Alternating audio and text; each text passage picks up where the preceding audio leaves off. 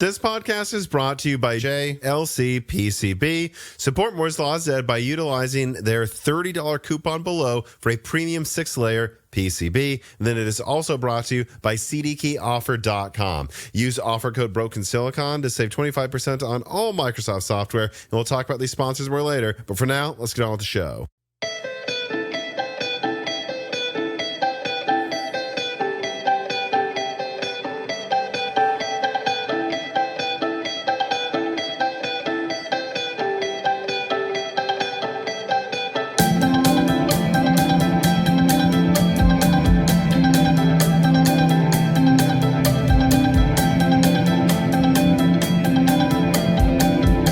Welcome to Broken Silicon, a gaming hardware podcast. I am your host, Tom, and today I am joined by my co-host, Dan. How you doing, Dan?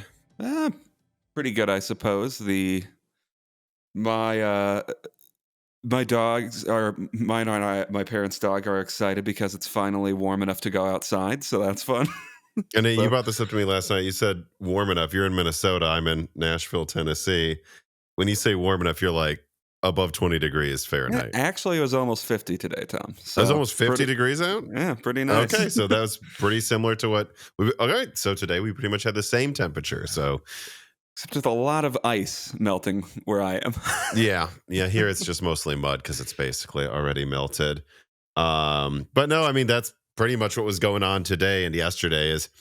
Actually, even if it is a little warmer here, typically in Tennessee than in Minnesota, it's been a pretty dreary week, and it was just genuinely sunny for a couple of days in a row and nice to go out. So there's a lot of work on the much talked about shed that I now have at my house. That is the main topic of discussion. One of the main topics of discussion with me and my friends is because I'm slowly becoming a middle-aged man where I'm just excited I have a shed now and can tinker inside of it. I mean, it's between a midlife and a quarter-life crisis, Tom. A 3/8 life crisis when you get a motorcycle and buy a shed. I think it's like watching World War II documentaries on the History Channel. I don't think that's like a crisis thing. That's just what it's like you eventually graduate to liking World War II documentaries on YouTube. Yes. Now YouTube, I guess History Channel just talks about Pawn Stars at this point, but and aliens. And aliens. And all aliens. Historical things. Yeah, so you go when you're growing up, you eventually start watching house remodeling and shopping shows and hunting shows, I guess you'd say. And then you slowly turn into just looking at like battles in World War II as you get older. Well, and then somewhere along there, it's talking about a shed. But it's just, wow, did you know you could install this much in a 10 by 10? And yes. It's exciting, very exciting times over here.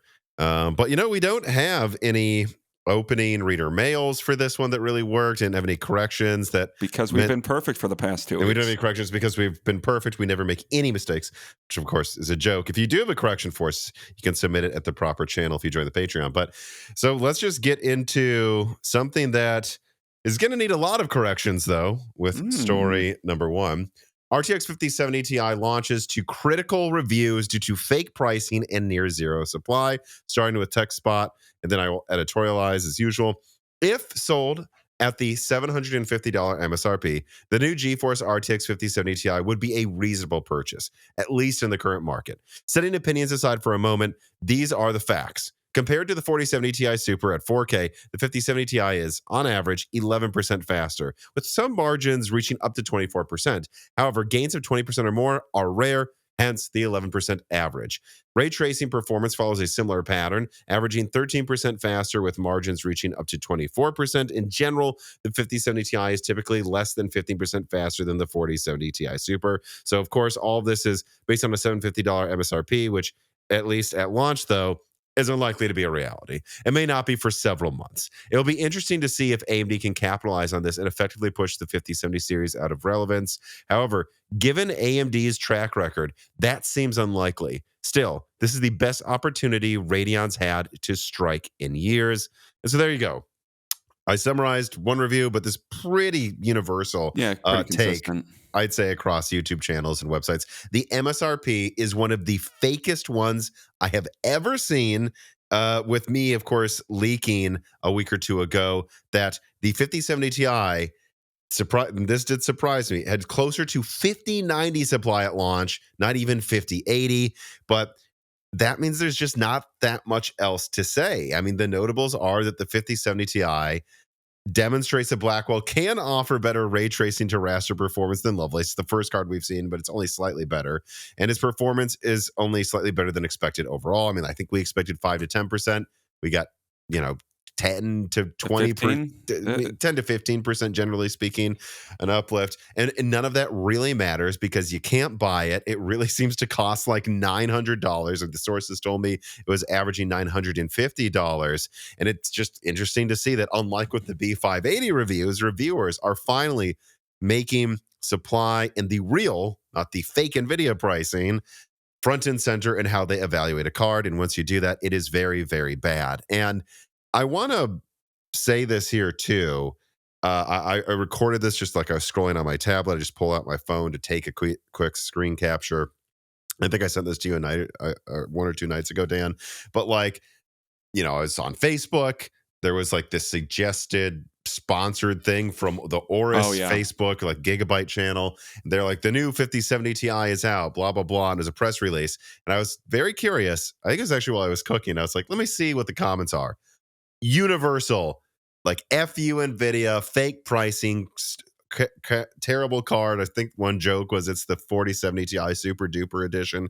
Like, this is not impressive, and we're mad at Nvidia. I just think that's worth noting because it's not like I was even at like and I guess, you'd think people would follow the things they're interested in. So this is still not a cross section of all people, but just a random post I saw on Facebook, a random press release, the comments of random people. They're not on Reddit and r/AMD. They're not on video cards. Universal hate for a new Blackwell release. And that tells me that this is cutting mainstream. There's really very little positive to say about it. Like, if it were holding its price, okay, it would be this would be the best product they've released with Blackwell pretty easily, but I don't know. It's a little weaker than a 5080, and it's functionally a little cheaper than a 5080. So who cares? And we already had a 16 gigabyte card from Nvidia at this price point over a year ago. So there's just nothing interesting about this. And yeah, I'm glad it's breaking through to the mainstream because this really does seem to be the worst launch I've ever seen, like from Nvidia, and it just keeps getting worse. Not the 5070 Ti in general. I just mean Blackwell as a series. I think this is one of the most, if not the most, bungled launch I've seen. But it's interesting. Like, I thought you did mean 5070 Ti before you clarified it. It's like, but is it maybe the worst one? Because hear me out. It's like, yes, the 5090 was unobtainium and cost too much, but we kind of all expected that from this 32 gigabyte flagship. The fact that the 5070 Ti, a month after the 5090 already launched, seems to have nearly the same supply. I mean, the estimates I would give you is it's like 30% more or something than the 5090 had at launch, which is, again, still almost nothing. Like, the fact that a mid-range card is getting 5090 supply and the MSRP is this fake, to me, it feels worse because we should never expect this, but it is like, really, you can't even make this card? Yeah, I mean, I could see it just being worse solely due to the fact that this is one of the cards that is supposed to drive a lot of volume. So from that perspective, yeah, like this, from a competency standpoint, this might not be that much worse than the 5090, but the fact that this is supposed to be one of their big sellers looks pretty bad, that like they can't meet this with any stock. And now I don't even know what you want to say this is going for. Just looking online, there's none available. So it's going for nothing because it doesn't exist. Yeah. Like, yeah, I could at least see it breaking through and pissing off a lot more people than the 5090. Like, right. You a lot more people were wanting to get this. A lot more people were wanting this, and the 5090, you expect it to be expensive. And yeah, even if the 5090 is a bit disappointing, it's for the people that it's for. Yeah. Um, I don't know that I have much else to say about this. I mean, you know what? It's 10 to 15% faster than the 4070 Ti Super. It doesn't have a ray tracing regression this time around, although I don't know how apples to apples that is, because it's like, well, but this isn't like full die to full die. This is like Hmm. they configured this however they wanted. And it doesn't sound like supply is going to be getting any better. It just seems not that interesting, very uncompetitive, and I don't know why you would launch it. Like, why launch it then? Wait a Yeah, month until there's supply. because this, in my opinion, like something like the 5070 Ti is at best going to be a boring card launch. Like, it's not bringing new levels of performance. It's not in any way. It's not bringing like more RAM to a lower price point. Oh, I guess it's $50 less, but Ooh, on paper, except it's 950 yeah, in reality. on paper it's $50 less. So at best, this is a kind of boring launch where they do like price performance gets better, and that's about it. But eh, if you launch a really boring card and the main takeaway is there's none of them, and that now they're Mm, functionally the same price as a 5080, that looks really bad. yeah. Well, I don't have much to add to this, so I figure we just continue moving forward with story number two.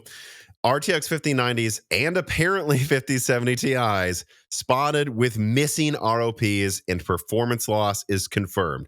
Quoting from Tech Power Up here, Tech Power Up has discovered that there are Nvidia GeForce 5090 graphics cards in retail circulation that come with too few render units, which offers lower performance. Zotac GeForce RTX 5090 Solid comes with fewer RPs than it should. 168 are enabled instead of the 176 that are part of the 5090 specifications. This loss of 8 ROPs is small, but it does have a noticeable impact on performance. During recent testing, we noticed our Zotac 5090 Solid sample underperformed, falling behind even the RTX 5090 Founders Edition. At the same time, we didn't pay that much attention to the ROP count in GPU Z. We just spent time looking for other reasons, like was there clock speed issues, power issues, cooling problems. And then 2 days ago, one of our readers who goes by Wooksy Gamer posted a thread from the Tech Power forums that reported that his retail 5090 Solid was also showing fewer ROPs and GPU-Z than it should have. So the user tried everything from driver to software reinstalls to switching between the two video BIOSes the card comes with, all to no avail. With a coincidence that we had this card also in our labs, we had to dig into the sample, and lo and behold, our sample is indeed missing ROPs, it seems. GPU-Z is able to read and report the units counts, and in this case, NVIDIA's NV API driver interface, the 8 missing RPs constitutes a 4.54% loss in GPU raster hardware capability. To illustrate what this means for performance, we ran a couple of tests. In the first test, in Elden Ring, at 4K with a maxed out settings in native resolution, so no DLSS, you can see that the 5090 Solid falls behind every other 5090 we tested, including the Founders Edition, a de facto reference design that establishes the baseline intentionally. Zotac cards is 5.6% slower than the FE, 8.4% slower than the ROG Astral, the fastest custom card. Officially, the Solid is clocked at 2407 megahertz rated boost frequency, which matches the Founders. It shouldn't be significantly slower in real life. The interesting thing is that the loss of performance is not visible when monitoring the clock frequencies because they are as high as expected. There's just fewer units available to take care of the rendering workload. For the record, ROP or raster operations pipeline units and a GPU process pixel data, handling tasks like blending, anti-aliasing, render to texture, and writing final pixel values to the frame buffer. In contrast, a shading unit or GPU compute unit or SM is responsible for the computing the color, lighting, and material properties of pixels or vertices during the rendering process without directly interacting with the frame buffer. So the performance hit of the 8 missing ROPs depends on how ROP intensive the game is. And eventually it also came out, I'm adding on here, that the 5070 Ti's are affected. When I saw that, I messaged Carbon Cry and I was like, this is a huge story now. And Nvidia is claiming that this is a rare issue. We have a statement from them saying it's like 0.5% 1 in or 200, yeah. However, that could be true, but it's hard to believe it's that low if this many people are stumbling into this issue. And what do they ship 200 cards total? I mean, I don't know. Like the supply is so low that it feels like it's more than this. Of course, maybe not. Maybe this is just vocal. I mean, we saw a lot of people complaining about melting connectors, even though that was less than 1 in 200. But I don't know. This is really, really, really bad. This adds on top of the other bad things we've reported. I even have a quote here I want to say, Dan, that I thought I'd put in here just to kind of like put into perspective how bad this launch is. One of my contacts in retail and distribution told me Blackwell issues are far worse than I thought. We had a client today who had purchased a pre-built with a 5080, and the 5080 was already defective out of the box. Okay, so guess what the lead time was for an RMA? Jeez. And I guessed 2 months, 18 weeks. So Which is over, more than 2 eh, months. yeah, it's like 4 months. 4 months pretty much. This person says this generation is an absolute shit show. So I can't agree more. I mean, I don't know. I just, The So I know Nvidia's claiming that this is an isolated issue to like the first batch of shipments, which but they always claim. Doesn't even matter if it's true. I think that you need to put the asterisk. This is a developing story. We can cross our fingers and hope that that's true, but yeah, Nvidia, this is a really bungled launch. Like you're launching with no stock. Everything is more expensive than you're saying it is. It's less performant than you're saying it is, and now some GPUs just aren't what you sold. I don't know. Yeah. Bad. Yeah. And again, when I saw it was just the 5090s, I was like, I don't remember if the 5090D is just able to have less ROPs or something. And so maybe they mixed up samples, or if there was some other model they were going to launch for something that, whatever, something. But then I see this with the 5070 Ti's and I'm like, is there just something wrong with verification? What is going on? Yeah, this is really odd from Nvidia. Like they seem disorganized. Like I don't know if there's something internally going on at the company. This doesn't seem like the same company that we've been covering for years. Like I really don't get what's happening, or if they just don't care that much about the consumer market anymore. Like this just doesn't make sense to me. How reckless and careless Nvidia seems to be this generation. Yeah. I don't know really what else I would have to say about this. I mean, this wasn't necessarily going to be a major story. It started like a lot of the Nvidia stories in this episode, which this episode might as well just be called Nvidia is messing up everything. It might as well be slapping Nvidia's hand with a ruler, Like over and over, yeah, like they're a child in school, and in school 50 years ago, 50 hopefully. years ago. Yeah, but like this became a major story once more people reported it, and it wasn't just one model or two model types. It was then just the 5090 and then the 5090D, now the 5070 Ti. I mean, I was gonna say bringing this up for the next Nvidia story or the one after that that's not good, but I can't. Can we recommend Blackwell? I mean, It's definitely not right it's now. not like as bad as Raptor Lake, but it's getting to the point where I'm like, I don't think I can recommend this generation. Yeah, I mean, I don't know why you would right now. Anyways, like there's no stock for it, so I reserve my judgment for 2 months from now. Maybe most of the problems will be fixed in a couple months, but As of I now, think I think that's wishful thinking to an extent. you know, So as of right now, I mean, hell no. Like I think our recommendation 2 months ago was if you're in the market to get a GPU, get it now. And I think that was good advice. that was good advice. Yeah, yeah. And hopefully things get better when RDNA 4 comes out, but we'll see. Yeah, well, let's continue the hate train with story number 3. NVIDIA GeForce RTX 5070 and 5060 reportedly facing production issues. Quoting from Tech Power Up again.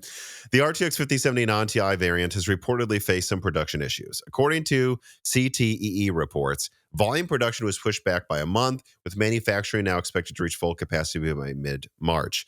Given that the RTX 5070 is officially launching, supposedly on March 5th, we are left to Sure. wonder if enough capacity will be available for launch day. I don't think so.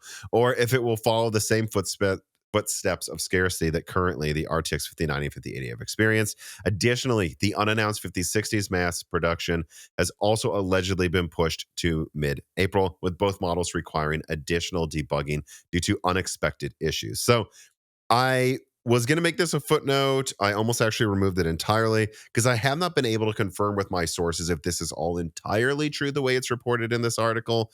And I do wonder if this could be mostly or partially speculation. Like my main concern is that I'm not sure if where some of these people are getting info from their sources. But when they say there was a 5060 launch expected soon, maybe that was true, but everyone I've talked to said you shouldn't expect the 5060 until quarter three. So my apprehension, and this is kind of a caveat I'm giving here, is I wonder if this could be, we've seen this, I won't name the Twitter leaker, but where they say something changed constantly and it's just, no, that was never the plan.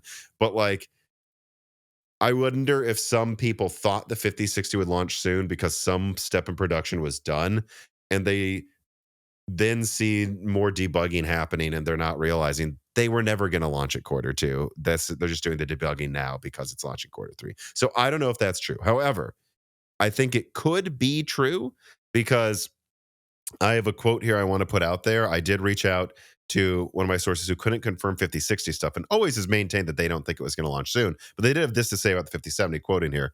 So I don't have final numbers yet, but and this person's a major online retailer. It is starting to look like the RTX 5070 may have horrible supply at launch, just like the rest of the series. I'm not 100% on this assessment quite yet, but to this day, which is today, the 23rd of February, we still have no idea how many cards we will have ready for launch, nor even when we will receive the first shipment. Everyone is confused. And this is after a follow-up I asked, like, well, did you have 5080s a couple weeks before launch? For context, we were stockpiling RTX 5080s 2 weeks before the official launch, despite how low its supply was. So they still don't know when they're going to get 5070s. And again, this is major online retailer. Everyone is shopped at this place. I'm not going to say who it is, but like 2 weeks before the 5080 launch that everyone considers kind of a fake launch, they still had some, like dozens, they were starting to stockpile at warehouses. Not happening yet with the 5070. No word on when they're shipping. No word on when they're arriving. You got to wonder if there's going to be an official 5070 delay. And if there isn't, that speculation I had that there might be a flood of 5070s, I don't think it's happening at launch. There seems to be something fundamentally wrong with NVIDIA's ability to supply Blackwell gaming cards at this point, whether intentional or not. Yeah. When was the 5070 initially supposed to come out again? Or do you remember? Oh, I don't know. I think, rumors quarter one. I think I remember leaking late quarter one. Then they said officially March 5th. Sounds like that was right on the money. And they haven't backtracked that yet. So, well, maybe we'll get another launch day of the only cards that are available are the ones reviewers are testing. Yeah, reviewers got more supply than like Amazon. Yeah, I mean, I don't know really how much to add here. There's been a very clear issue in manufacturing, given the ROP issue that's now evident, and there's been a clear stock issue throughout this series. So I have no reason to expect why that would get better with the 5070 or 5060. Although they sure as hell better have it corrected by the 5060, because if the 5070 Ti is supposed to be a volume card, the 5060 is really supposed to be a volume card. That they better not have any of this BS where there aren't 5060s available, or some of them are apparently partially disabled or something. Yeah. Which, who knows? I mean, maybe some of these delays, if this is true, is because they figured out what's causing the ROP problem, and they've got to redo this launch so it doesn't happen again. I mean, that's possible. And maybe that's consistent, like with taking 4 months to get a 5080 RMA. Yeah, with the complete lack of supply for the 5090 and 5080 is, we launched this too early, and there were a bunch of quality issues in the first batch that came out, which that sucks for the founders of the series, as they're called, with the founders editions. Yeah, I mean, it's just so silly because it's like, I was told these cards, at least the 5090, could have launched late July or August last year. And clearly if that is true, then they just said, oh, well, we're not going to launch it this soon. So not only can we I think what they did is maybe go, all right, well, this is no rush, focus on AI. And then it's like they forgot to do their homework. They're like, oh, God, January got here so fast. I didn't expect that to happen. Because that's what it's feeling like. They had all this time with an architecture on the same node, not exact, but basically the same node as their last gen. And supposedly they were shipping some of these cards into the US, I was told, late last year just to avoid tariffs. And then they just never thought to finish the drivers or test the cards. I don't know. They had their book report that they thought was like 8 weeks. That's nothing. I mean, that's so much time, and then it's Yeah, like, oh no, 8 weeks 8 is now weeks. 3 days. Yeah, that's what it feels like Nvidia has done here with Blackwell. All right. This piece of content is brought to you by JLC PCB, provides easy, affordable, and reliable PCB and PCBA solutions, empowering electronics engineers to develop projects efficiently. The core advantages of why you'd want to work with JLC PCB come down to three things. Number one, it's very easy to work with them in order. You can upload your Gerber file to get instant quotes and order in minutes. It's as easy as shopping online on a normal retailer's website. And also, they're affordable. You can get 1 to 8 layer PCBs for just $2 for efficient large-scale production, reducing costs and bringing you unbeatable prices overall. And then number three, they are reliable, they have quality, they have sustainable and consistent lead times, and it's all in-house production, ensuring quality, stability, and strict quality control in every process. Furthermore, they have rapid turnaround with lightning-fast PCB production in just 24 hours. And so don't miss JLC PCB's 6-layer PCB special right now. You can get $30 off with a coupon and enjoy top quality 6-layer PCB. Go to the link in the description, click on that link, use any coupons below that are provided, and you will be supporting Moore's Law is Dead and also getting a great product from JLC PCB. Let us move on to the final NVIDIA party story with story number 4. NVIDIA kills PhysX. So I already did a whole podcast on this with a game dev who explains like why this matters, what this means, why it's so bad. And I even put out a cut down yield of it so that people can go and like, I thought it'd be a good idea to package the most important parts into its own video that seems to be performing well. But because of that, I don't see a point to me leading this story. And how would you summarize what NVIDIA has done with PhysX? I mean, it's basically 32-bit support is dying off in GPUs, right? And PhysX is one of the victims of that, more or less. And they never thought to have any translation, like to like just update it and keep supporting some minimum level of support for upcoming GPUs. That were they to get the minimum level of driver support, I think we all know the 5090 would just brute force PhysX calculations in Mafia 2, right? Like that would be an issue. Yeah. But NVIDIA didn't even think it was worth doing that. Yeah, which, I mean, it's kind of shitty. I get NVIDIA's mentality. Like, I think PhysX was a pretty maligned feature for the majority of the time NVIDIA owned it anyways. But, oof, seeing that performance, wow, it really cannot run 12-year-old games. Or not 12, like 17-year-old games anymore with PhysX on. Yeah, but here's the thing. I think this is a miscalculation. I think NVIDIA thought no one would care, and they finally waited long enough. It's basically, I think, like the last games to use full like GPU accelerated PhysX seemed to have been about 10 to 12 years ago for the most part. I'm sure there was some other one, but like Borderlands 2, again, Mafia 2, Metro 2033, that sort of era of games. Mm-hmm. And they're like, well, this is long enough. No one will really care. And they were wrong because it's going viral. Like I have a video I, of course, included that Gerard can show on screen of Mirror's Edge running on a 5080 and crashing to 7 frames a second. I then, as I told you, Dan, took the time to download Mirror's Edge myself just because I was like, this could be fun. And sure enough, the 4090, no problem, running it maxed out on my monitor at 240 hertz. No issues whatsoever. So I'm like, well, there it is. Yep. My card can... I guess I've never, because during that era, I mostly had AMD cards because NVIDIA's drivers, I think, before Maxwell were garbage pretty much.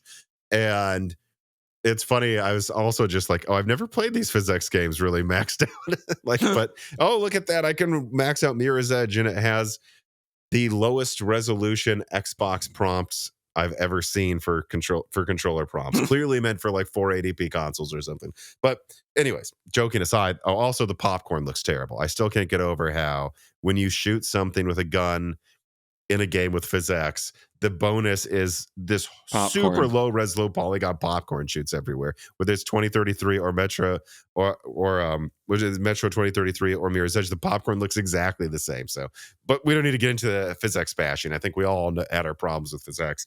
But this video of the Mirror's Edge thing is going viral. Like when I first looked at it, I think it had like 50,000, maybe even 40,000 views, like a day or two after it was out. 2 days later Yeah. after that, so 4 days after posting, I'm seeing like almost 300,000 Oh, views. yeah. Who knows what like, and I've seen other people posting stuff about this. Like this person's doing more and more PhysX videos because they have like less than 1,000 subs, and they're like, "Oh, people love this," which is funny. And I just remember a day after this story broke, like there were comments I saw on forums of like, well, maybe someone will go back and test every game. They are. Multiple YouTube channels are going back and testing every PhysX game. They're getting hundreds of thousands to millions of views, I'm sure, eventually. And this is circulating over and over on tech websites. Like I saw RTX 3050, a solid upgrade over the 5090. Like this is turning into a meme that is hanging on like a anchor on Blackwell's neck right now. Yeah, and maybe it would have been a bit more ignored had every other aspect of the launch been executed If better. this But was the only issue, sure. yeah, but it really does just seem Nvidia's has so many errors in this launch, and yeah, now they're just cutting support of a once kind of popular feature at least, and Hmm. your only ability to run it is, if you still care about that, is to get an older GPU to run it for you for your 50 series card. But yeah, it's just, and again, it's hard for me to completely articulate my point here. Like I tried to make it before, I think. Like it's just doubt. Doubt is a asymmetrical force multiplier against you compared to like a linear. Like in a war, an asymmetrical like guerrilla warfare is like $1 spent can do 10 times the damage as a conventional attack, maybe, even though it has limited uses and when you can do it. And this is an asymmetrical attack on NVIDIA's credibility, where it doesn't really affect as many people as you would think. It's not probably ever going to affect me if I were to have a 5090. I don't really plan on going back and play Borderlands 2 on PC anytime soon. But doubt, it's kind of like the opposite would be like when people bought motherboards for with multiple PCIe slots, because what if I eventually crossfire, even though they Hmm. never did? What if I eventually want to play a PhysX game, although I never will? That little bit in your head's going to make you go, well, this is like, what's the difference between getting AMD? It's the same amount of PhysX support, even though I'll probably never use it. They're not thinking that way. They're making them, you're creating a decision tree in people's heads to reevaluate if it's even worth buying Blackwell. That's what you're doing. Yeah, or are other features also being phased out over time too? Like, yeah, there's just it just seems like Nvidia really doesn't appreciate like parts of why they have more credibility amongst the consumers than AMD does. This is Where the it's kind of like, crap you'd expect from like an RDNA 4 launch. yeah, yeah, And it also calls into question, like if someone is like, let's say supply gets better because no one wants Blackwell, and then they see a 5090 for $2,000 on Newegg, and then they look on eBay and a 4090 is $1,500. I think a lot of people are going to get the 4090. I mean, yeah, first of all, let's add it all up. First of all, they're going to know that they've heard about PCIe issues, melting connector issues, and the fact that the 5090 can chug 600 watts legitimately. And they're going to go, so all of that's already a problem. But also, it's only like 25-30% faster than the 4090, right? Unless I get the ROP disabled version, then maybe it'll be only 20% faster than the 4090. The 4090 is more than 20% cheaper, doesn't have any of these issues. Oh, and look at that, can even do PhysX, and this one can't. Like you're yeah. creating a situation where all this adds up where no one's going to want to buy Blackwell, even if it's at MSRP. We'll see if that happens. But I, again, just bringing this up, random post on Facebook, all hate. Hmm. Mainstream gamers saying NVIDIA's bungled Blackwell. It's interesting. Yeah. Carbon Cry writes in, with NVIDIA killing 32-bit PhysX acceleration on Blackwell, should they now rebrand the GTX 1650 as an old game accelerator or a PhysX co-processor and sell it once again for $400 like they did in 2021? I don't think that's necessary, but I don't know. It is just funny to think about, like, these games aren't that old. You shouldn't need like a Voodoo. This isn't like when you need a Voodoo graphics card for Quake or whatever the heck it was. Hmm. It's just very bad. I'm guessing you don't have much else to say. You're just like, No. this is bad. Bad job, Nvidia. Bad job. All right. Well, let us finally switch gears from the NVIDIA bashing to something that has, I believe, much more hope behind it, with story number 5. AMD confirms RDNA 4 reveal for February 28th, amongst more performance leaks. So this will be brief. AMD confirmed a reveal for February 28th, like I just said in the title. And Video Cards has now also leaked performance that lines up perfectly with the leaks this channel put out for the 9070 XT and 9070. It places the 9070 XT around the 7900 XTX in raster, so slightly ahead of the 5070 Ti in raster, and slightly behind that card in ray tracing. Meanwhile, that card being the 5070 Ti. Yeah. Should crush the 7900 XTX. Meanwhile, the 9070 seems flat out better than the 5070 in ray tracing and raster performance. So, yeah, I don't have much to context to add here. Video Card says they have official slides. No reason to doubt it, especially because, and I saw some people in the Moore's Law at Discord comparing the results, and they lined up exactly, maybe plus 1 to 5% with my Cyberpunk results, and they were the same settings, it seemed, as well. So it seems like this is basically updated slides using the same roster of games that I had leaked. And yeah, look, it seems like maybe they did improve it another 1 to 5%. Like maybe they did squeeze a little more out of these cards. What do you think, Dan? I mean, I'm excited for the 90, 70, and 70 XT to just be out because AMD has really very, very leaky AMD right now, it seems, where stuff was just coming out about this for months. There's boxes everywhere. Just announce it, AMD, please. Well, yeah, I don't know if it's so much that AMD is leaky, so much that it's like the same or as people what are just, or maybe this is more about people being excited or hoping that AMD will offer a better alternative to what Blackwell is offering. Well, there's undoubtedly some of that, but what I was going to say is if you look at the Switch 2, like it's the same argument I'd make. Like you can't have this thing done for a year and not expect it to leak Nintendo. This one's been done for like 3 months, basically, it seems, and or 5, maybe, who knows. And of course, this was all going to have more and more leaks happen. Also, I I remember Karen Osagata, contributor to Moore's Law, had mentioned to me that, like, remember that I think there were leaks weeks ago that AMD was going to brief people, the big, like, around this week anyways. It's not really a surprise more information's leaking. I just think it's the most interesting thing is it seems to completely back up everything this channel leaked, and I think now we can completely throw out like any caveats and ifs and buts, because like every now and then still in the Moore's Laws at Discord you'd see someone go, I'm still skeptical of Tom's leak about RDNA 4, and I would go, so this is like from a document, so are you saying it isn't? I mean, does it look fake to you?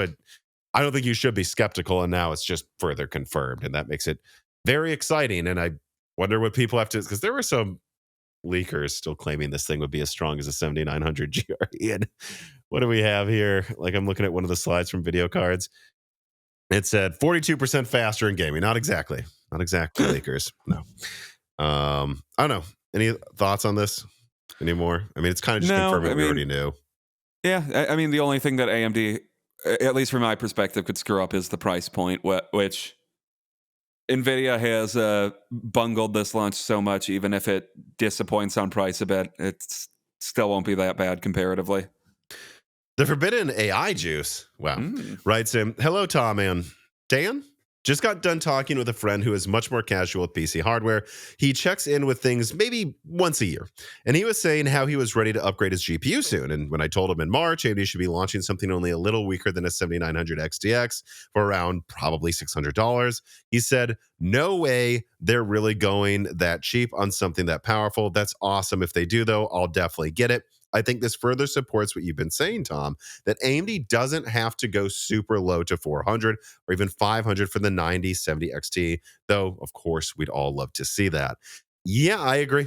You know, and again, it's like, this is another anecdotal, but it's like, this is a friend who's a casual PC gamer and usually buys NVIDIA, I think. And then they see this and they're like, yeah, I would just buy that. I don't care if it's AMD. And you look at the Facebook comments, everyone seems to be ready to give RDNA 4 a chance. Yeah, I think it'll be well received if it's $600, and probably will up until like above $700 is I think when people would start getting pissed. But I agree. Like, We'll see. especially again, if this is like within 10% of the 5080, which is selling for like $1,800 on eBay right now, even 700, hard to see. Like, if it beats the 5070 Ti by 10 per to 20% and is 10% cheaper, even 699 doesn't seem insane to me. Yeah. Although I don't think it's going to be that expensive personally. Well, I'm really hoping to see like If 650 or 600, but we'll see on Friday. On that note, Jensen Huang, AI is not a bubble, says if you were Lisa Su and you had two sets of MSRP choices for the desired overall profit margin, which would you take? Two options: $500 for the 9070 and $600 for the 9070 XT, or $450 for the 9070 and $750 for the XT. You go first, Dan. I'm trying to think if I'm Lisa Sue. Just if you're AMD. I, Don't I, worry about having to wear a different suit. okay, so I don't need to put on a You pantsuit don't in need this. to, no. Okay.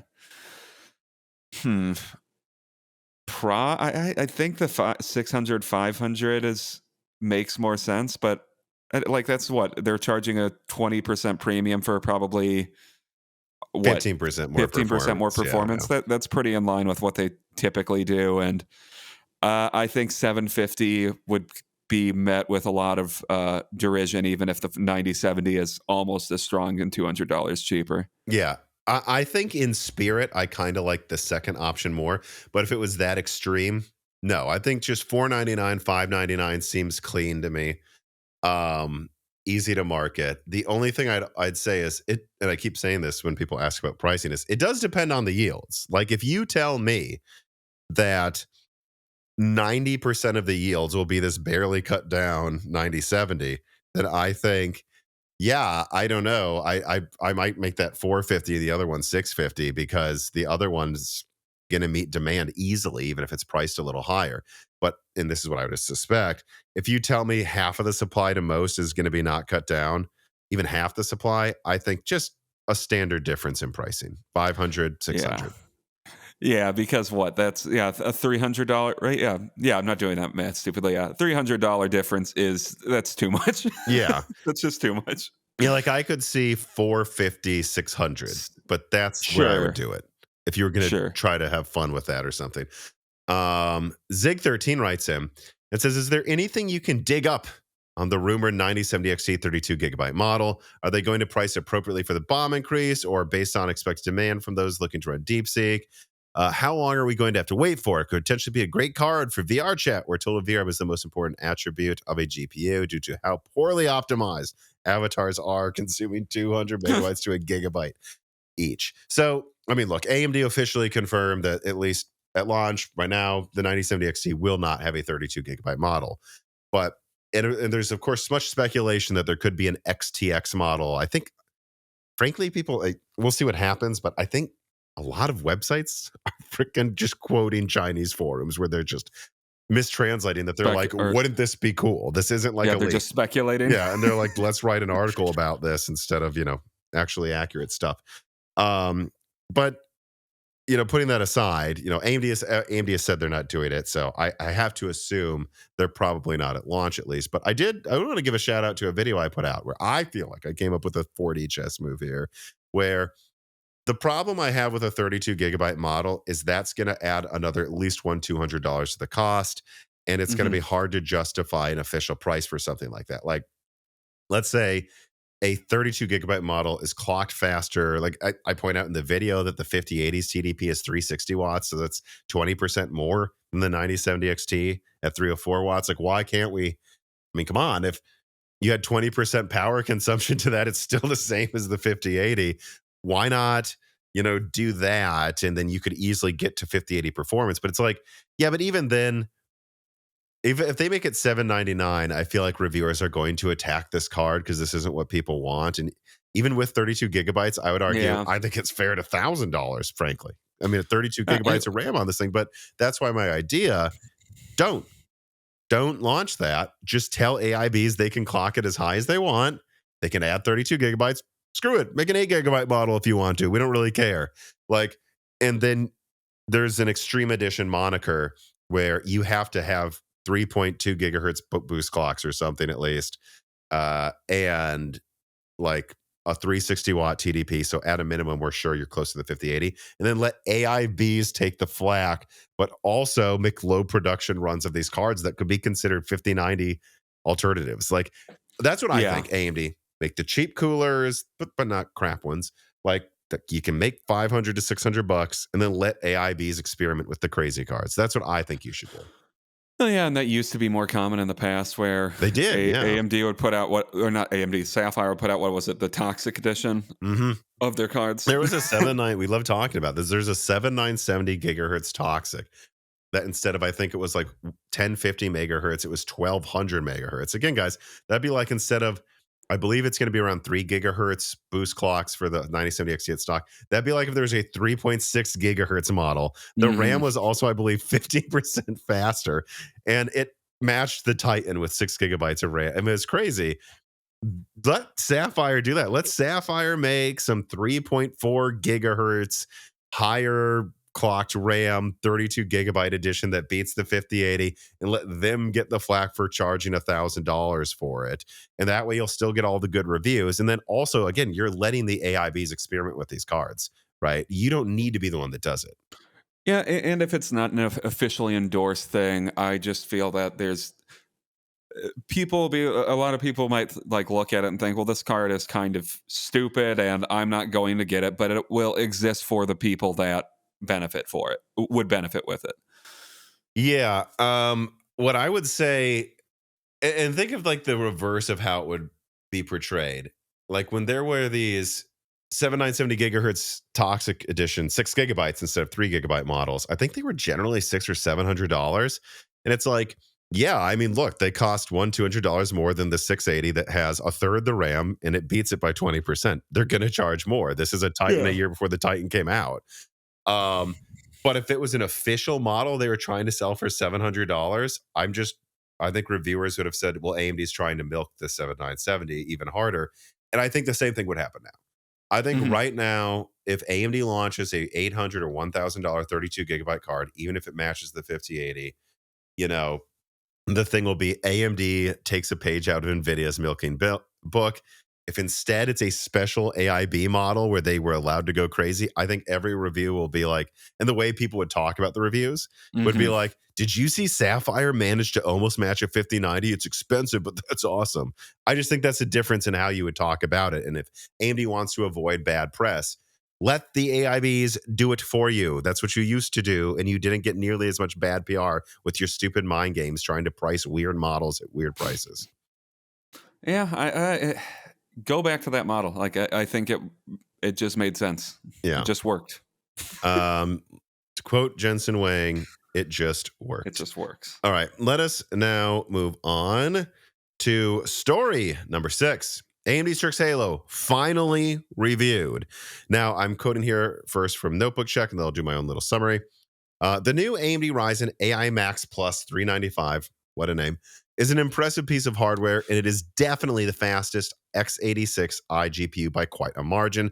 The multi-core CPU performance is also excellent, and the Radeon integrated 8060S can compete with the gaming performance of a GeForce 4070 laptop in similar TDP ranges. The chip is also suited for more compact devices since you only have to implement one SoC. And thanks to shared memory, there can also be advantages for picture and video editing, even gaming, where 8 to 12 gigabyte VRAM DGPUs can become quite limited and are the norm in laptops to this day. Compared to Apple's current M4 generation, the flagship model 395 can keep up quite well with the faster M4 Pro variant, except for the single core performance where Apple just beats every competitor right now. But the M4 Max is unfortunately out of reach. There are still some unanswered questions though, because the two smaller Strix Halo APUs offer fewer CPU cores and a slower 8050 SI GPU.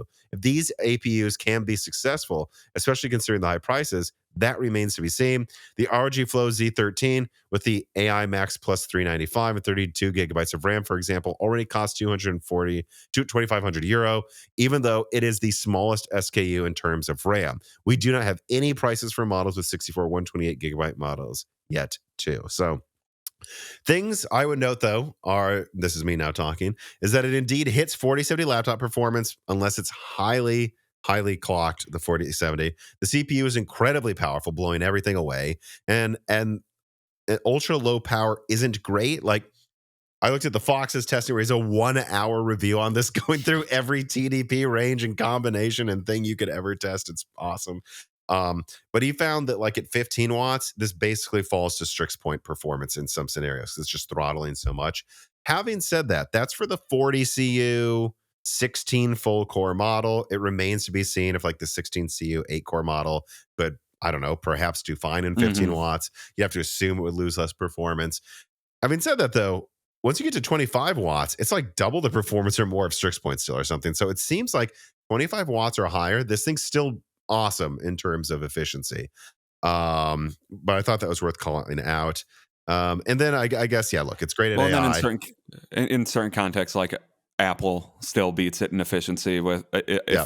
because that's only clocked to 48 watts. Yeah, Not always by a lot. I do think this is worth pointing out too. Like a lot of these wins with Apple are like, and it doesn't always win. There are benchmarks where for sure the Zen 5 16 core beats Apple, but you know, when it wins, it's usually like 10-20% too. It's not like I would say they have achieved bringing Apple like performance to laptops, x86 laptops. They have achieved this. It's just the efficiency and peak isn't quite there.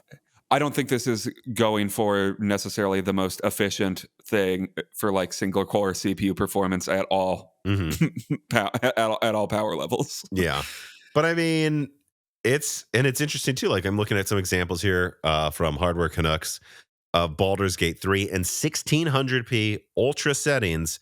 It's getting around 60 frames per second at those settings. Now, compared to a 70 watt 4070 laptop, meaning the 4070 is using the same amount of power as the entire APU is, it loses by like 5% in average, but in minimum frames, it's 50% higher because it's not running out of VRAM. And so I'm sorry, like to me, if it's similarly priced at all, and I'd even pay a premium for it, this is clearly better than any 4070, 5070 probably, or whatever laptop that you can get. Having said that, though, I do have to say, despite me not being sure we should read into this, it does seem like availability could be an issue for this thing, and there might not be that many of them. Well, this is just the first model with Strix Halo in it, right? Yes. But there are some reports coming out that it's premature to say. Let's give it a month. But there are some reports that this won't be widely available right away. Which is unfortunate because I think the main takeaway, like, I don't think you would expect the CPU to be absurd because I mean, we know what AMD has to offer with a 16-core CPU right now, but the iGPU is definitely impressive, and I think that's the main takeaway is, this is really, I would say it's fair to say it's mid-range laptop performance in an iGPU now. Yeah, and I'm seeing here from a source, so there's some information I might say for another video, but like at least at first, some retail sources are telling me Micro Center may be the only US retailer to widely have Strix Halo offerings, and also that Best Buy doesn't plan to carry it. So that's what I'm saying is I think this is going to be a slow rollout, kind of like Renoir. If you'll remember back in the Zen 2 days of like, it was exciting. Actually, it's kind of similar to that time period because Renoir comes out and it's like, geez, only 8 Vega CUs and this is destroying Intel's integrated graphics performance and we get 8 cores in an APU. Same thing, except just much larger. I think, yes, this will take months to roll out, though, is the bad news is what I would tell people. That does seem to be true. Which is unfortunate because in the right product, this thing would be really popular. Although, what is it? This is the tablet that they're selling for what, $1,200 or something, or not $1,200, $2,200. Yeah, I was gonna say, yeah, like they're selling it for quite a lot, so it is premium right now. If it were $1,200, that would be awesome. Yeah, so I don't know how much more I have to add about it. We leaked Strix Halo 2 years ago. The performance is what we said it would be 2 years ago. Probably the most accurate. It's more than 2 years ago at this point, isn't it? Nah, it's about exactly 2 years. Okay. And so not many surprises here. Efficiency is generally good. Some weaknesses, others, quite good. Like I think we expected. And yeah, look, availability isn't going to be that great at first. I wouldn't read into it too much from a long term perspective. It's bad in that it's like, well, this isn't easy to get. But anyone who reads into this and goes, well, this means AMD isn't going to continue to innovate or take market share in laptop. Yeah, look, you don't eat an elephant in one sitting. It's one bite at a time. And Renoir comes out, and like, it was the start of a new thing with AMD. Not a lot of availability, but great reviews. Then it got better. Then Cezanne, then that got better. And now we're to the point where, like, when Strix launches, it really is a launch and actually more volume than Intel's Lunar Lake. So this is a start of a new class of their laptop APUs. It's going to take time to roll out, and we shouldn't be so sure it won't be fine eventually. It is interesting though, because it, it really does seem like Strix Halo more than anything is it's a really good mobile workstation CPU or SoC.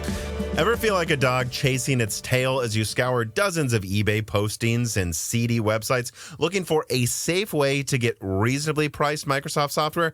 Well, you don't have to do that. Just go to cdkeyoffer.com. This piece of content is sponsored by cdkeyoffer.com that offers both Microsoft operating systems, Office products, select games, and even some gaming hardware peripherals for reasonable prices. And they've been a sponsor of Moore's Law is Dead and the entire team here for years for a reason. They've been good to me. They've been good to Dan. They've been good to dozens of me and Dan's family members and friends for years now. And they've also been good to the Moore's Law is Dead community. So whether you're looking for Steam, EA, Uplay, or PlayStation keys, or of course Microsoft products or gaming peripherals, support Moore's Law is Dead by using the offer code Broken Silicon for 25% off all Microsoft products and Die Shrink for 3% off everything else on the website. Support Moore's Law is Dead by supporting one of our best long-term sponsors, cdkeyoffer.com today. Carbon Cry writes in, Tom, how big of a motivation for Strix Halo is AI? It seems to have the perfect balance for LLMs, loads of memory, and decent enough performance. Could it be that it was in part the dreaded, hated, and ridiculed AI frenzy that has brought us the big APU we've been clamoring for years? Joking aside, no. I think it had zero influence on it, because I remember I leaked this 2 years ago, and the sources I got this from, I'm actually kind of surprised no one else had leaked it before me, because this, with how big of a deal this is, this was being floated to partners of AMD apparently since mid 2022. Like, this was, and so that means the concept was like a year before that at a minimum, if not more. They were planning this long before there was an AI boom. I just think they're focusing on AI because it's a happy accident. It tends to be very good for that use cases. And frankly, if they would have known how big the AI boom would have been, they wouldn't have let this been delayed, number one. And I think they probably would have had two 56 gigabyte models out of the gate.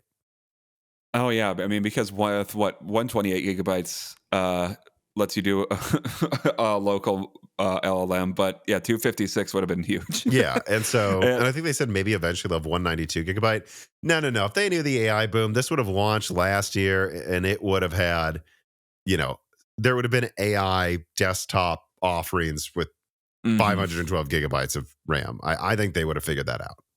Yeah. Let's see here. Sinetsk writes in and says, hey, Tom and Dan, watching the latest Asus ROG Flow Z13 review from the Fox with the AI Max Plus 395, the performance for gaming seems really good. It can achieve 100 plus frames per second at 1080p native on Cyberpunk with the Steam Deck preset at 55 watts. However, much like the 374, I can't seem to find any laptop models with only the APU and also a 17-inch screen. Well, this isn't going to come with any dedicated GPUs. But do you think we will ever see these kinds of APUs in 17-inch laptops without a discrete GPU? And if not, why? Gaming handhelds are cool, but imagine having a portable gaming laptop that doesn't need a discrete GPU, taxing its price. And also imagine it having a decent-sized screen. Not to mention, with a 17-inch screen size, you could have a much larger battery and more dissipation for cooling without noise. So I think that all this stuff you're talking about with 17 inches, that tends to just be when they need to make it that big anyways. Like, well, that's just desktop replacements. And the only reason those have a 17-inch screen these days is because if they're using Intel, they need to cool like 200 watts and then another 175 watts for a 5090 laptop edition. Like, yeah, look, they're going to put that in a 17-inch system. Otherwise, though, it's pretty clear the market wants 13 to 16-inch screens. And so that's why if they can get away with it being that small, they're going to, because that's clearly what they're seeing in the data sells. In fact, I think it's worth pointing out that it's true on the other end of the market as well. There used to be tons of 10-inch, 11.6-inch. That was a standard screen size. I had multiple 11.6-inch laptops. Now even my freaking tablet has a 13.4-inch screen. I just think this is. Do you know how big the battery on your laptop is? I want to say it was on the top of my head. For some reason, I think I might remember. Might have been 55. Okay, because they're watt hour. The other because the other thing I'm thinking, like, I don't think you need a 17-inch screen to carry a 100 watt hour battery laptop. Like, I don't think anything that's like 13 inches is that big. It will have a battery that big, but I don't know. I think at 15 inches or so, you could probably fit it. Exactly. And so I don't know. It's just 17-inch laptops are always going to just be desktop replacement cards because you're taking up all that space anyways. I think the desire for a 17-inch Strix Point laptop is very, very niche. Yeah, I don't think so. The only time you see stuff like that is like when HP's selling like discount like pavilions that for some reason have a 17-inch screen because they have some old 1080p screen that's like super cheap. And yes, then it usually doesn't even come with Strix Point. It'll probably come with like Cezanne 6 cores, like whatever cheap AMD APU they can throw into it. And it's just because it's cheap, not because like they think you want a big screen on an APU. Yeah, and I mean, it's not like I would be opposed to that laptop existing. I'm not buying it. No, I really like 13 to 16-inch screens. I don't need anything else. Techno writes in, do you think with silicon carbon batteries having around 40% greater battery density than lithium ion and being used more widespread, especially within phones now, that we will see the 99 watt hour limit for laptops lifted to around 149 watt hour soon? No, not really. That's just an airplane requirement, and so they all follow it. Yeah, I tried to look this up a little bit. I couldn't see any justification for why they would lift the limit anywhere. Yeah, no, I don't think so. And I think like it's a bit arbitrary. I mean, I know it's like, oh, but 100 is, yeah, but that's a arbitrary round number. The fact that it's a perfect round number tells you it's arbitrary. Yeah, exactly. That is arbitrary. But at the same time, that size laptop, a battery is like kind of good though for the standard size. Anyways, I know we could fit 200 ones in, but that would make them very heavy. So I think that limit's going to stay. And I think all they're going to do is they'll just make it 99 watt hour and make the laptop thinner and lighter. Yeah. And you know, if it were safe to have a larger battery, sure, go for it. I wouldn't mind a laptop that with 24-hour, 30-hour battery life. But at a certain point, it is really diminishing returns. Like once you're to 30 hours, I don't know how many people care anymore. And again, this is a very, in my opinion, 2012 mentality thing of like, imagine if I didn't have to bring my charger on a trip. Guys, everything charges your laptops now with USB-C. At least my Minis Forum laptop. Things now, yeah. Like I don't remember what you said your minimum is. I think you said yours is maybe 30 watts or 45 watts. Even then we have quick chargers that are pretty ubiquitous with that. My tablet, 15 watts. So even non-PD chargers, like a lot of standard like laptop, airport wall like ports that are probably stealing your data. Yeah, I don't use those. I mean, those, but if I had to, those can probably charge your laptop. And so it's like, well, so like my phone charger that's like as big as my phone can charge my laptop 30 minutes.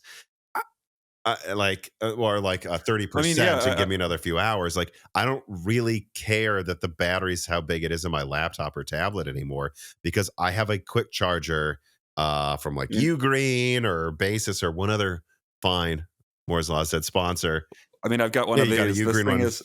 This thing's 160 watts. And I don't think do I have a battery around me here? No, I don't have. And I also have another charger. It's somewhere else that's 45 watts. And yeah, that's like the size of it's smaller than smaller than like a standard iPhone charger from right. And now I have like quick charger battery banks that are like this big, like, Yeah. I don't know, is there anything here that's probably the perfect size? Probably like kind of the size of this like little brick I have here, and or smaller than this, and that will be enough to charge my laptop like 140 watts, like to full capacity at least once. And once you give me that, why make my laptop thicker? I'll just put another battery bank in my backpack. Like, I Hmm. don't get the point.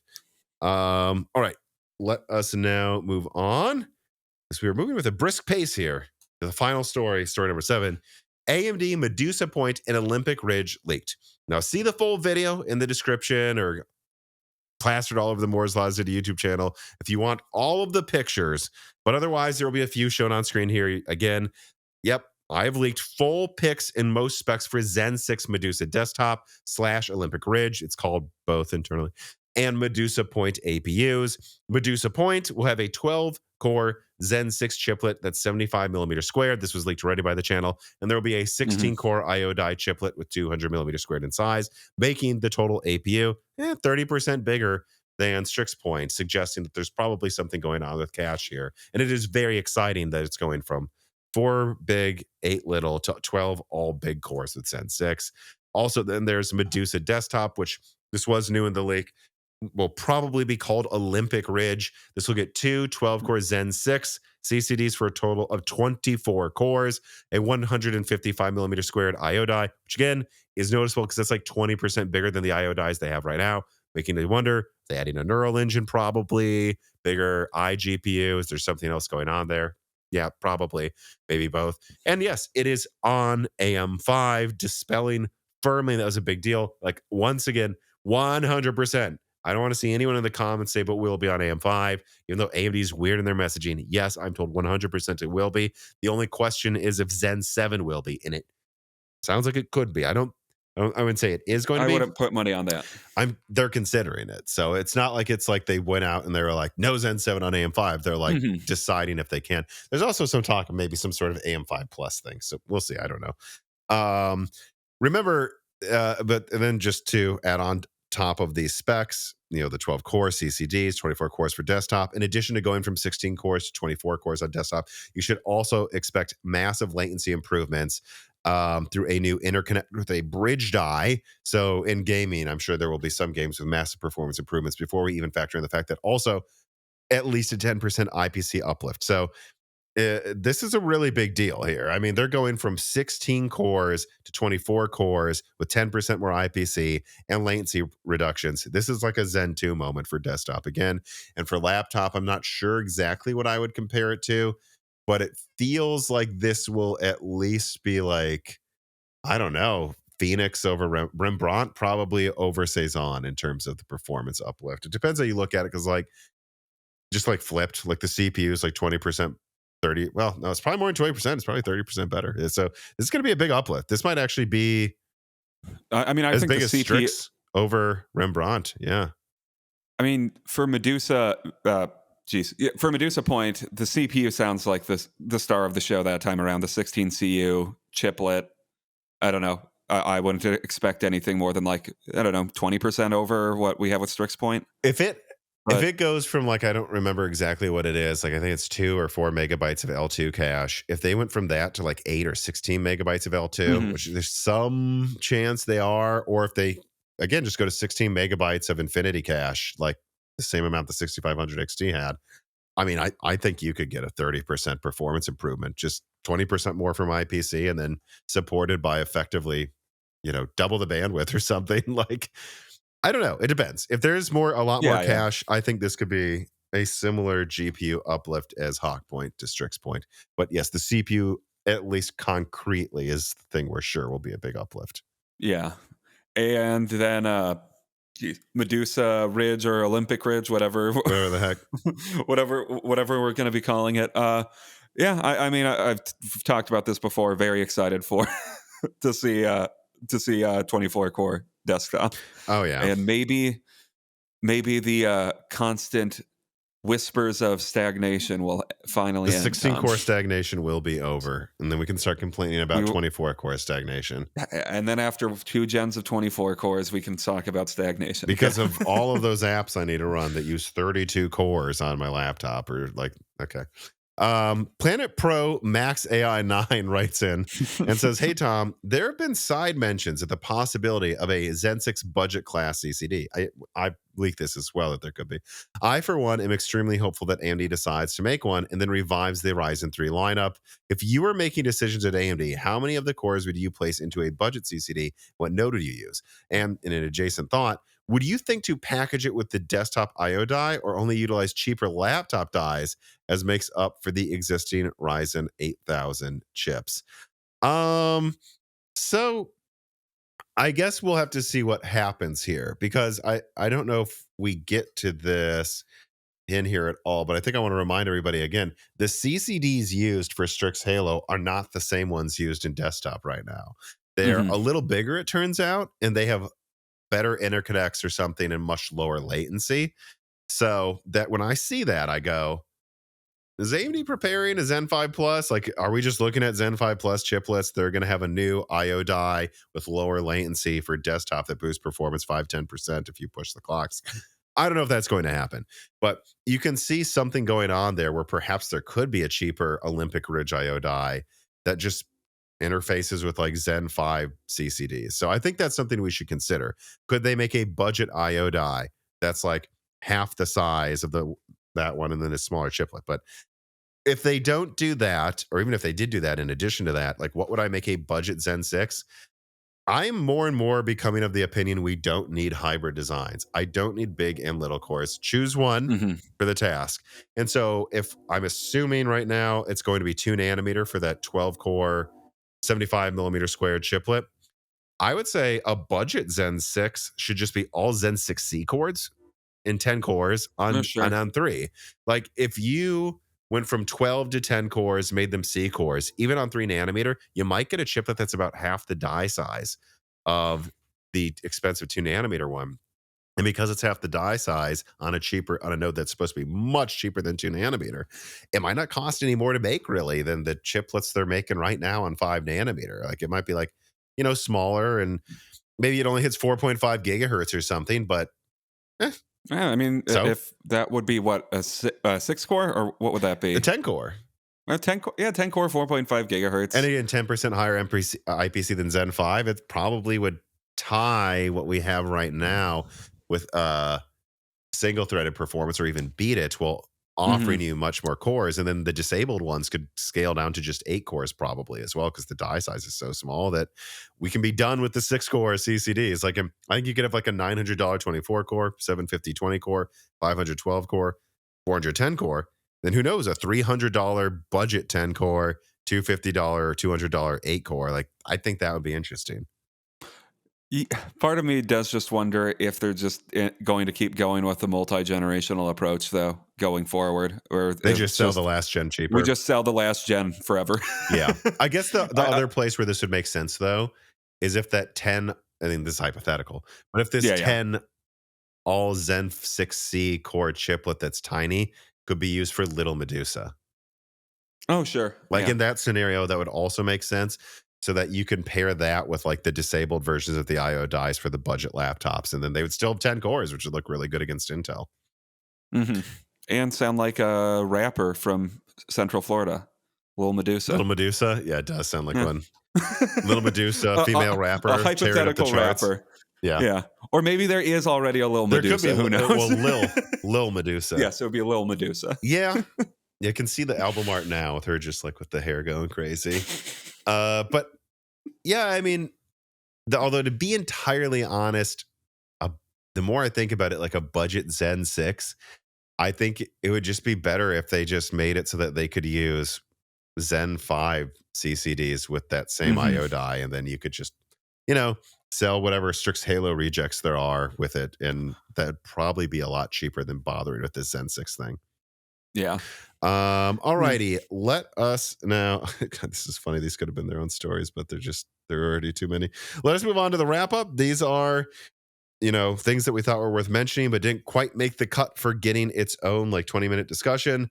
I'm glad I made that decision with this first one here, because it just would have continued the Nvidia bashing for way too long. Nvidia is investigating black screens, so that's good. There's also a black screen issue in addition to everything else we talked about today.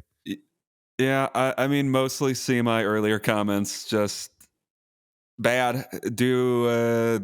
This is your worst launch I've seen, Nvidia. Yeah. There's also the Nvidia Access program. I technically signed up for it because it was free. I'm like, Sure, if I can get a 5090 Founders, it would almost make sense to get it just if I wanted to sell it anyways right now. But I don't know. I will say there's going to be like a thought. It's not going to be like before where I thought maybe I'd get it just for testing for the channel, like immediately. Like if I see myself get on the list and I get a 5090, get the ability to get a 5090 Founders for MSRP, I'm going to be like, do I still even really want this though? Like it's still going to make me, probably because it's for the channel and it's my job to test these things from time to time. But that would be why. It wouldn't be because I'm probably going to keep that 4090 because I'm not going to worry about black screens. Yeah, I mean, I don't know. It's pretty expensive. It's your it's your choice to get it, I guess. But Well, it's for the channel. It's not because I need it. It's very expensive, and I really don't think it offers that much. So, as a permanent GPU, I don't know why you would want it. Also, the 9950 X3D is gasp rumored to cost the same that the 7950 X3D costs. I don't know much. Again, this is why it didn't quite get its own story here. But yes, I mean, I would expect them to maintain the MSRP of last gen with these ones after seeing how badly both Intel's products are doing and how seismically different, how different the receival was for reviews for the 9800 X3D and how good those sales are. They have no reason to have lower MSRPs than last gen. Mm-hmm. Oh, yeah. TSMC is fast tracking 3 nanometer Arizona production. Okay. Don't know why. No, well, we couldn't come up with a guess. Yes, because of the Galaxy Brain tariffs that are raising all of our prices right now. Also, we have, I don't know why I included this. I just thought you might laugh at it, Dan. It's funny.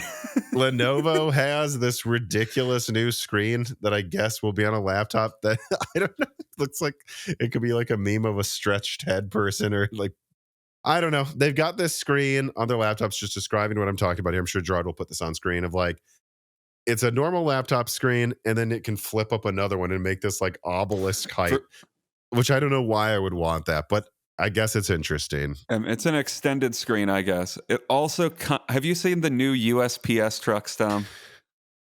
I am not. Why? It kind of reminds me of the new USPS trucks, where the windshield is like super tall. I don't know. Oh my God, what is this? Why does it have angry eyes? It's supposedly better for drivers, so I don't know why, but it's easier to move around in, I guess. You know, I won't. It also looks very goofy. You know, I won't say which company I was working at the time, but I worked with a company that was bidding to supply parts for this. Oh, really? Yeah. I don't remember the early prototypes having a front that looked this ridiculous, though. You know what? Get goofy with it, USPS. I'm happy. I mean, who cares, guys? You got to have you got to have fun where you can when you're in the U.S. federal government at this point. All right. So Borderlands 4 is locked in for September 23rd. Of course, we're big fans of the Borderlands series. It's not the only reason we mention this, though. It's just funny because like all articles are like, they finally decided to announce a release date, despite it clearly being done, and stop being afraid of GTA 6. Because they're scared of GTA 6? Yeah. Like, and I guess GTA 6 is expected to follow shortly after that, although I have heard rumors that it'll be delayed again. Wait. Are you telling me a Rockstar game might be delayed, Tom? They don't. They have a... Yeah, they delay most of their games. Oh, okay. Oh, yeah, they do. Yeah, so I don't know. I mean, there you go. You know, Borderlands is coming out. We're fans of Borderlands. Hopefully, GTA 6 is not delayed after more year. Excited for... I'm going to get both, but I am still more excited for GTA 6. Oh, yeah. I mean, there's like a GTA every 30 years now, so how could you not be more excited for that, just for that reason alone? Okay, and then there's, let's see. Yeah, I didn't have much to say about this, but I saw this making the rounds. Shuei Yoshida now no longer works at Sony and is doing the rounds, just opening up about everything he knows. He's like, yes, they make tons of money when they port games to PC. I just thought that was funny that people were... Wait, you're telling me people want to buy The Last of Us on PC? They want the option to? Absolutely. And then, and it further points to, yeah, I mean, look, they're going to keep bringing most exclusives to PC eventually. Also, Shoei Yoshida said that PlayStation 6 is likely to come out in 2028. And I thought that was notable because, well, he would know to a degree, and he's someone who would help make these decisions.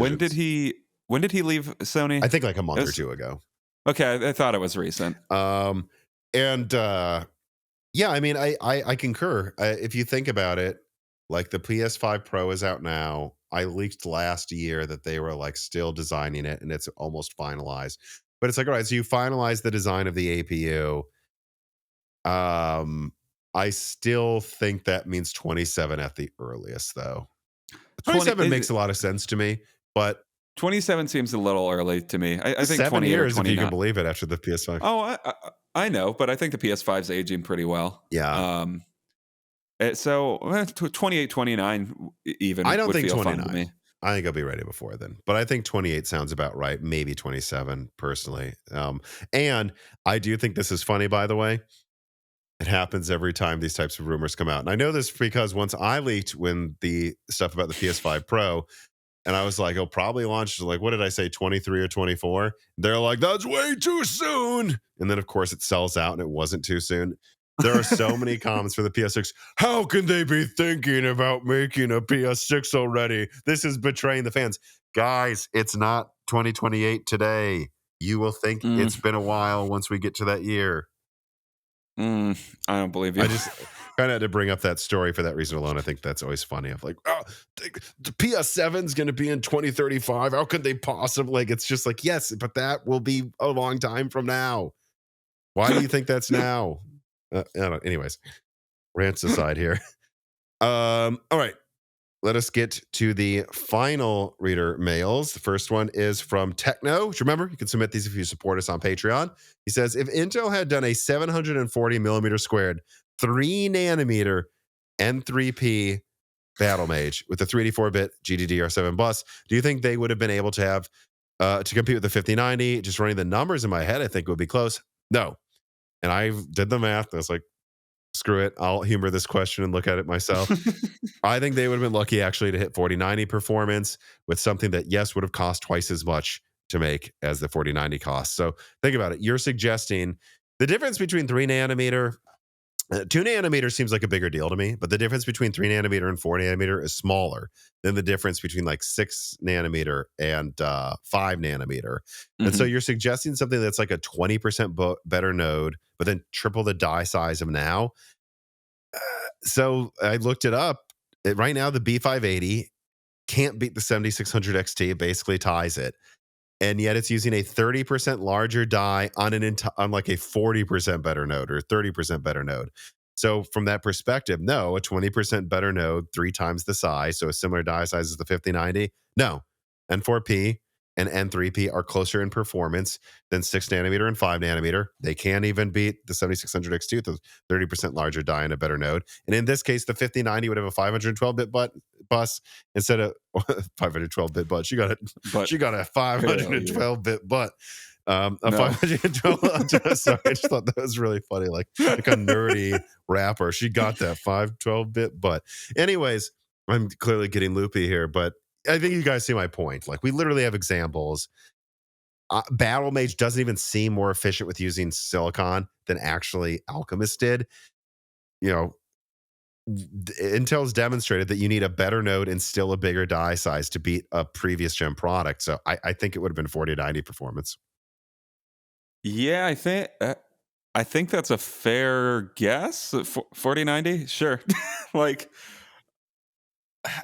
I feel like there's a pretty good chance there would just also be a lot of wasted sand in that thing. As usual.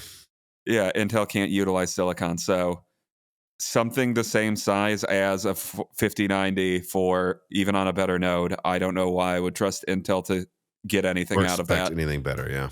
Yeah. Jensen's AI Wang writes in and says, I think he nailed it with that name. Hey, Tom, what would you bet is NVIDIA's plan for its next gen flagship GeForce card? Do you think it'll be a 400 millimeter, 600, 800 millimeter squared? Will it be a multi-chip GPU design? TSMC? Yes. Leading edge or step behind? 48 gigabytes, and even longer weight? Completely shooting from the hip. My guess is 2 nanometer, dual 400 millimeter squared chips or something like that. and a 512-bit GDDR7 bus because of that. Because I mean, I think you do 256-bit for each chiplet, fuse them together like they're doing with Project Digits. That's what makes me think this. Look at Project Digits. And the 6080 will be literally half of it now. Like literally, it's just one of them. And then they'll make a 6090 that's two of them and they'll be cut down. That's my guess. That's what I think they're probably going to do. But I don't know for sure. What I will say, though, as well as I know Blackwell played around with the idea of having two chiplets for the 5090, and they decided not to do it. So they could decide not to do it again. I know they thought about doing it this time. But well, if it's not that, 600 probably, right? They're usually 600. Probably, once they go to a new node, it's usually between 500 and 600 something. So but I have a suspicion it's going to be dual 2-nanometer chiplets this time. It's not really the same as chiplets. They're kind of just trying to go past the reticle limit and getting around 2 nanometers. I believe 2-nanometer has smaller reticles this time around, if I remember correctly. So that's what I think they'll do. Actually, if that's true, then they're definitely going to do that, actually. So that's what I think. Oh, yeah. And yes, if it's actually a good architecture this time, I think that would be like 50% faster than what we have now, probably. That's what I would expect. And I think it won't be cheap. Quick Jumper writes in, Tom, your recent discussion with Brian Heemskirk highlighted an intriguing inflection point in computing architecture, the traditional paradigm of GPU evolution, governed by Moore's law and characterized by predictable movements in price-performance ratios. Not that predictable, apparently, appears to be fundamentally challenged by the exponential demands of AI workloads, particularly in the realm of transformer-based architectures. This disruption seems to be catalyzing a broader reimagining of computing architectures, evidenced by NVIDIA's investment in APUs, AMD's development of Strix Halo, and other advanced APU solutions. Could we be witnessing not just a temporary market adjustment, but rather the early stages of a profound architectural shift in computing? How do you envision the evolution of heterogeneous computing platforms, where the traditional boundaries between GPU, CPU, and specialized accelerators becomes increasingly fluid? Does this suggest that the era of discrete GPUs might gradually give way to more integrated workload optimizing computing solutions? Yes. What do you I kind of did that as a joke to just have that long answer go yes, but that is what I think. I don't know how much else is to add to that, especially from a not computer engineer. It seems like that's where things are moving, though. And I think I've done videos of that, honestly, all the way back in 2019, where I was like, I think eventually we could get to a situation where like AMD is selling these APUs that are paired with the CPU they think you would want. And then that will just be socketed. And you'll just have these big sockets. And that's it. You choose how much RAM you want for your GPU. You choose the GPU CPU combo you want. And then you choose the SSD and throw it in a smaller case than you have now. And then there will be, I don't know if this would happen. That'd be interesting, wouldn't it? And then if you want to use NVIDIA's discrete GPUs, you can pay up for Threadripper. Like that's what I could kind of see happening. Yeah. I don't see that happening in the next few gens, though, actually, because I do know AMD's working on maybe large discrete GPUs and chiplets for the next gen. That's not going to be socketed. And I don't think the one after that's planned to be. So I'd say a future like that's probably still 10 years away at least. But that could be what we eventually have. It's just Strix Halo choices that are on a socket. And then also really specialized ones for specific tasks. And they'll just do that. Or who knows? This is my pie in the sky dream would be you just go to AMD's website and then configure your APU based on chiplet options and then custom order one. But I don't think they can quite do that effectively yet. We still have RDNA 5 and UDNA and RDNA 4, obviously, before any of that would happen, I would think. So, and again, I know they're working on high-end GPUs for next gen at the moment. So whether they decide to make them or not, I don't know, but they are at least designing them and stuff.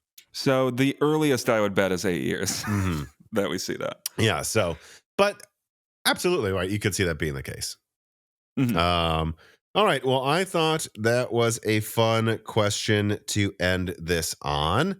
Dan, I am tired, as you can tell by the 512 bit ass joke I've been making. Any final? I'm trying to do Al Pacino in Heat. Look it up. You'll get the reference. Watch Heat with Al Pacino. Watch the whole movie. Then remember my 512 bit butt joke, and then say that in Al Pacino's voice. You'll laugh. Yeah.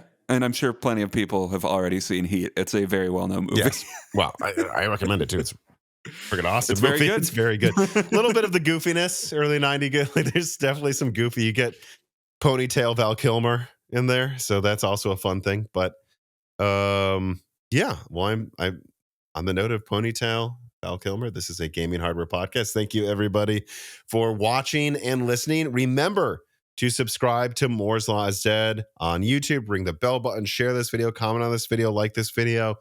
Subscribe to Broken Silicon, a podcast app of your choice, and give us a review on the app you use as well. And join the Patreon. We've gotten a lot of people joining over the past couple of weeks. I'm trying to do a better job of promoting that. We cannot do this without our patrons. There's hundreds of bonus pieces of content without ads. One just came out that's very popular with a developer explaining why the death of PhysX is bad, worse than it seems, and a bad omen for the future of GamesWorks software and features. And also get access to the Discord, ask us questions. Got more exciting guests coming on very soon. Dan, I think I already asked you this, but I'm tired, so I forgot. So I'm going to do it again anyways. I'll let you let us out. The floor is yours. Well, watch more Val Kilmer movies too. I think he's in Top Gun. Yeah, he's in Top Gun. Watch that. I also got Top Gun Maverick was fun. And bye. Goodbye, everybody. All praise ponytail Val Kilmer.